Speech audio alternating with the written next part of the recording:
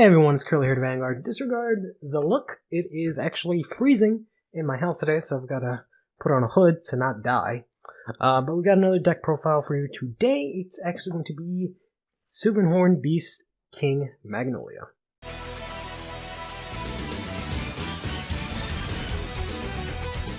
So, right off the bat, I did want to mention that this isn't a deck that I actually built myself, nor is it a deck that I actually play myself. It's actually a deck my girlfriend built and plays. She's been playing Magnolia since the beginning of overDress, so literally since the start decks were released. And she actually did a way better job in Baro than I did. She came out at the end of the night 4 and 5, so I figured I might as well go over her deck. I was planning on going over the deck with her in set 4, since it gets a lot of support and it pretty much changes completely. But I figured I might as well go over it now also, so you can kind of see the compare and contrast between the two. And I tried to get her on for the video, but she's still being camera shy. Let's go ahead and get started. So your main grade 3 and your only grade 3 really is going to be Sylvan Horned Beast King Magnolia. Magnolia's effect is pretty simple. At the end of the battle, when it attacks, you can counterblast one and choose one of your rear guards, and it gets the ability to be able to attack from the back row, and also gets plus 5,000 power. If you persona roll this turn, you get to choose 3 units instead of 1. And that's basically the main game plan. You want to try and get as many units on the board as possible in order to basically be able to do 6 attacks. Because you can have Magnolia attack, give 3 of your units in the back the ability to attack from the back row, and possibly have your front row and be able to attack with them as well, swinging 6 times to your opponent's face. So that's basically what this deck excels at, is just being able to multi-attack and get several attacks in at your opponent. Unfortunately, they're not all very huge attacks, so they're all just small pokes that sort of require your opponent to either guard or take them, but it does have a couple of cards that allow you to get pretty big attacks. So that's Magnolia. Then we have here the Ride line.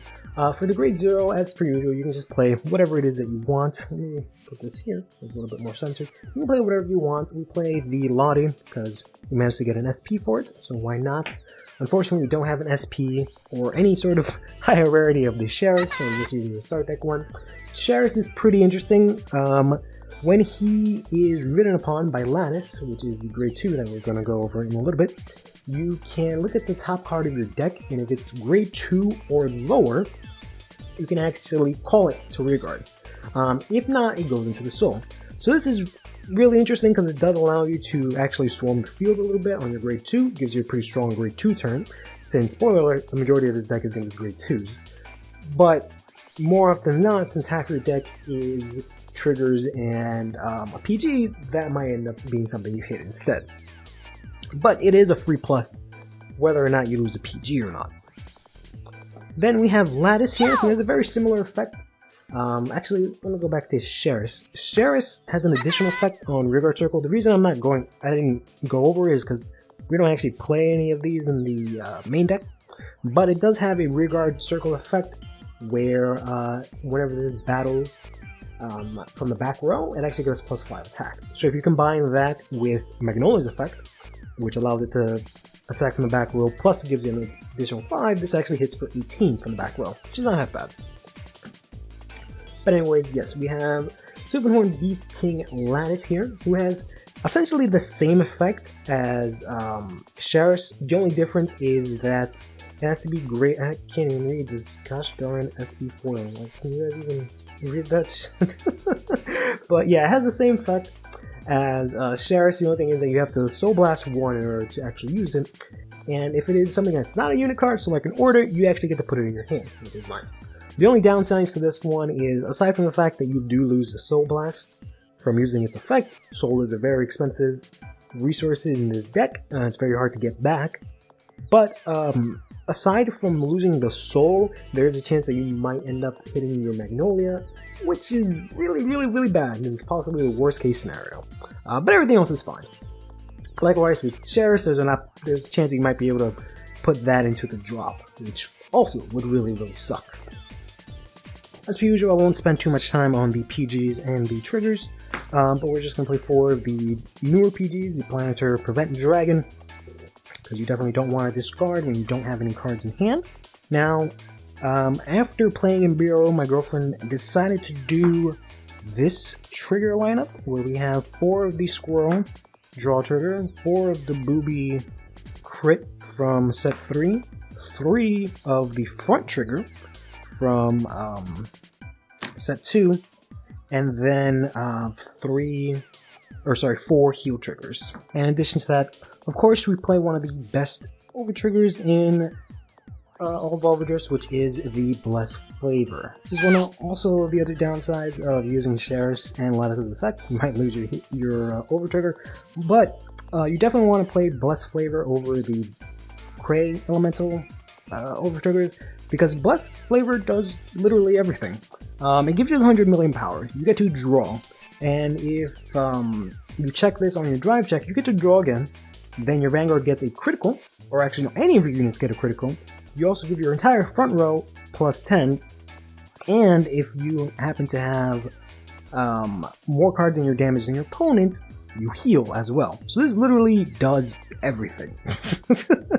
So you really want to play this. But anyways, back to the actual trigger lineup here. She is playing the draw triggers because this deck has a very hard time coming back from basically getting your board wiped, since you heavily rely on having a full board to actually get it going and doing anything, which is why she's opted to playing some draw triggers here. The crits are pretty self-explanatory. Crits are great. The new crit is very good because you can actually use it to put it back into soul, which helps this deck a lot, because a couple of the cards do need soul, and there's really not any effective ways of soul charging. Heals are self-explanatory. The front triggers are interesting. They are good, especially for shield value, because they do give you 20k shield to help this deck stay alive. They also power up your front row if you have one. I personally would probably play like 5 draws and like 6 crits or something like that. But anyways, this is the set that she's going with right now. While we went over the triggers, I might as well go over the orders, because they're also grade 0. She's playing 3 copies of Wild Intelligence. Wild Intelligence is one of the few cards that really helps Magnolia come back. The reason I keep mentioning coming back is because if you go up against something like Garidia, I was going to say Leonard, but Bruce or Sheriff Snow, you're in a really tough spot. Especially with like something against Sheriff Snow, you're pretty screwed, because there's really no way that you're going to be able to easily spend all your Counter Blast or your Soul Blast to get your units back. So Wild Intelligence really helps out with this. What this does is you can Counter Blast 1, and you send the top 3 cards from your deck to the drop, and then from your drop you can call 1 card. But if you have Magnolia, you can choose 2 cards instead. So you can very easily bring back 2 of your units, which is very good, because even if you don't Persona Ride that turn, you can at least use 1 of them to be able to attack from the back row, which is very good. So you definitely want to try and use these for now, until, you know, we get better ways to fill up our board next set. Then for grade 1s, aside from the PGs, we're actually going to be playing 4 copies of the Prized Trident. Prized Trident is a very solid card. Its effect is a little difficult to pull off, because you'll only be able to use it if you Persona Roll that turn, or if you use a full board in combination with the Mario or something like that. Basically, his effect is when your other unit attacks and it's the 5th battle of that turn, you can put this guy into your soul and countercharge 1, which is very good. It gives you soul and countercharging. Countercharging is beyond important in this deck, because if you cannot counterblast for Magnolia's effect, you can't do anything in this deck. Which is really unfortunate that you need to counterblast for Wild Intelligence also, as well as another card in this deck. So you are somewhat put on a clock on this deck unless you manage to actually pull this off. But the only way you're going to be able to pull this off is if you already Persona Roll that turn, and then you get a chance to actually get in 5 attacks. So you already presumably counterblasted a couple of times, so that is a bit tricky, but we do play 4 of these, so you can actually make use of it. Finally, the bread and butter of this deck is going to be grade 2s. There's very, very many good grade 2s in Stochea for Magnolia. Gnosia here being one of the good ones here. So what Gnosia does, if it's in the back row when it attacks, you counterblast 1, choose another one of your units, and it gets this card's current attack until the end of that turn. So what this means is whenever you get your triggers, any bonuses you give this card from Magnolia, letting it attack in the back row, whatever the case may be, you get to pass that on to another unit. This helps you hit good numbers on another unit. So for example, the best example of this is if you hit the over trigger on this, you can actually use that twice. So you can give this 100 million power and then bounce that 100 million power plus 10, or rather plus 15k to another unit, which is amazing. But even just bouncing one single trigger off this card puts this card at 25, which is a really good attack to the face, and then you can pass that over to another unit. Assuming it's another grade 2, you're going to give that guy a good attack and he's going to be at 35, which is really good. So this is one of the few ways that helps you actually get and hit big numbers. The only problem with it is that you do have to counterblast for it. So that's already 2 counterblasts once per turn, just in order to get some pretty big attacks in. And then one of my girlfriend's favorite targets for Ganosia's effect is the Duger here. I believe it's like her favorite card next to Magnolia. So Sylvan Horned Beast Duger is a very simple card from the start deck. All it does is it has a continuous effect, which applies on your opponent's turn as well. But if you have 4 more units, or 4 more rear guards, this unit gets 5,000 power, which is really good because it's a 15k attacker, which means you can actually use this to swing at your opponent's grade 3 Vanguard. Typically, she'll just boost this up with the Duger and then swing in for good numbers. The good thing about Duger is that you can actually put him in the front row. He's actually able to intercept because it is a grade 2. But in addition to that, since you're trying your best to fill out your full field, he'll probably have the 15k to actually attack, so you can very easily get in 4 attacks in one turn because you can use your 2 Dugers to attack, since they by themselves will already have an extra 5k. So they can actually hit Vanguard and poke in to do a little bit more damage or break apart more of your opponent's hand, which is really good. Then we're going to play 3 copies of the Sylvan Horned Beast. I'm not really sure how you say his name, so we've just been calling him Demario. So what this guy does is when he's placed on rear guard, if you have Magnolia as your Vanguard, you can Soul Blast 1, choose one of your units, and it can attack from the back row. So this allows you to actually attack 4 times that one turn, because it gives you basically half a Persona Ride almost. So it lets you have another unit be able to attack from the back row. So you can, for example, have this in the front, attack with Magnolia, and then have 2 units in the back that can actually attack from the back, which is very nice. Not to mention you can have another column. The only problem with this is that it is on place, and it only is on place, so you can't use it the following turn. You can't use it if you play it on grade 2 or anything like that, especially since you need Magnolia. So it is something you have to be cautious about. And it does have another effect. When this unit is chosen by your Vanguard's effect, it does get an additional 5k. So if you choose it with Magnolia's effect to allow it to attack from the back row, it's going to be a 20k attacker instead of 15, which is not half bad. Then the final grade 3 that we're going to be playing at 3 copies is going to be a new card from set 3. This is going to be Sylvan Horned Beast Grabreg. This one is a pretty interesting one, so I'm going to go ahead and put the SP one at the bottom so I can actually read this card. When you're the unit in the same column as this unit attacks, so if that's in the back row or if he's in the back front row, so that's if you have a unit in the back that attacks, or if you have a unit in front of him that attacks, you can trigger this effect, which would then require you to Soul Blast 1. Then this unit gets 10,000 power until the end of the turn. Then you choose all of your opponent's rear guards, and for the battle that this unit attacked, so whenever this guy attacks that turn, your opponent cannot guard from their hand using the same grades that are on the field. So if you're playing a deck that actually plays grade 1s in the back row, or the front even, they're not going to be able to PG this attack, which is really good. If you manage to hit something like a grade 1 and grade 0, let's say they have a Trick Star or something like that, then they're not going to be able to guard with grade 0s or grade 1s, which is amazing. So this is a really good card, plus it's actually going to be 20k. If you have it in the back row and have Magnolia's effect on it, it's going to be 25k, which is a really good number to hit. And the final grade 2 is going to be the 4 copies of the Sylvan Horned Beast Embar. Embar is another card from set 3, which is really good for Magnolia. Probably the best card in the entire set for Magnolia. So what this does, when it's placed on Rearguard or Guardian, if you have Magnolia as your Vanguard, this card actually gets +5 attack and shield, which is really good. You have to remember that it is only on place, but that's fine. It's going to be a nice 10k shield and 15, or rather 13k attacker, so it can swing at your Vanguard, your opponent's grade 3 Vanguard. But in addition to that, if it's in the back row, at the end of this battle that this unit attacked, you can actually put this back to your hand. So you can very easily attack with this for 13, or rather for 18, thanks to Magnolia's boost. Then this goes back to your hand, so you can use it next turn to actually guard with, which is very cool.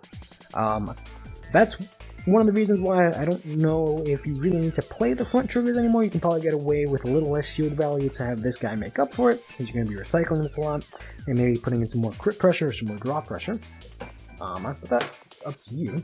Then finally, we're going to go to the last 3 cards of this deck, which are going to be the Sylvan Horned Beast King Magnolia, who we've already gone over with, but you obviously are pretty much required to play 4 copies of this in your deck, 1 in the ride deck, 3 in the main deck, just so you can actually Persona Ride. You want to Persona Ride as much as possible, because that's basically how you're going to win the game. So, speaking of winning the game, basically, your main game plan is to make sure you have your Magnolia out there, and you want to make sure you have a lot of good units in the background. So, for example, you could have your Gnosia, you can have your Embar, and you can have your Gabbrig, and then something like 2 Dugers in the front. This is going to be your ideal game plan, and hopefully be able to Persona Ride. Your front row is going to get 10,000 power, which is really good, and you're going to be able to select 3 units when they shoot and attacks. So, you can go ahead and swing for 23 to Vanguard or wherever you'd like, then you can counter blast 1, have your entire back row attack, and they also get an additional 5. One thing I should notice for Magnolia's effect is that you don't actually have to select the back row. You can very easily, for example, if you don't have any of these guys and you just have your 2 front row, you can very easily select your front row, give it 5k. It can attack from the back row, not that it's going to matter because it's in the front, but you can still give it 5k. But in any case, you can, for example, then go to Gnosia, attack with Gnosia, bounce Gnosia's attack to, let's say, this Duger here, or even this Gabbrig, probably that would be the better option. Swing in with your Embar, bring that back to hand, go in with your Duger, go in with your other Duger, use Gabbrig's attack, or rather his effect, and then go in with Gabbrig. That's essentially what you want to do, and try and win the game with those kinds of plays. But the main problem with this deck, as I mentioned, is a lot of the popular decks, such as Bruce and Gavidia, which can clear out your whole field. Gavidia can do this with her Meteors, and then Bruce can do this with both Leonard and Derek. So, ideally what you want to do at those situations is have a very strong grade 2 game. You want to rush down your opponent as quickly as possible.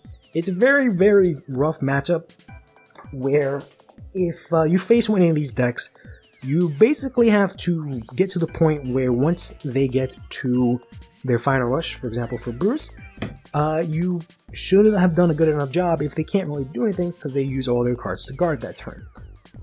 If not, they're basically just going to wipe you out. So this deck is unfortunately in a very rough position where it can very easily get disrupted by a lot of the cards, or rather a lot of the decks that are out there right now. Baromagnes can disrupt this really easily, Prison can disrupt this really easily, Bruce can disrupt this really easily, Gavidia can disrupt this really easy, Carissa can disrupt this really easily. A lot of those decks that do anything to these rear guards are going to give it a hard time, especially since it's really hard to bring anything back, assuming you don't have it already in your hand. That being said, it is very good at being very aggressive, so you just have to be as aggressive as possible. But anyways, that is going to do it for the deck today. That's the best that I can tell you about Magnolia. If you have any suggestions or any other cards that you would run in this deck specifically for set 3, please let me know down in the comments below. I'm very curious to see how this deck works, other than how my girlfriend uses it. I don't really know of a lot of Magnolia players, unfortunately. I can ascertain that maybe in set 4 we'll see a lot more because it gets really good support. But for now, Magnolia's kind of just been chilling out. So yeah, let me know down in the comments below. I'd love to hear what you've got to say. But until then, take care of yourself.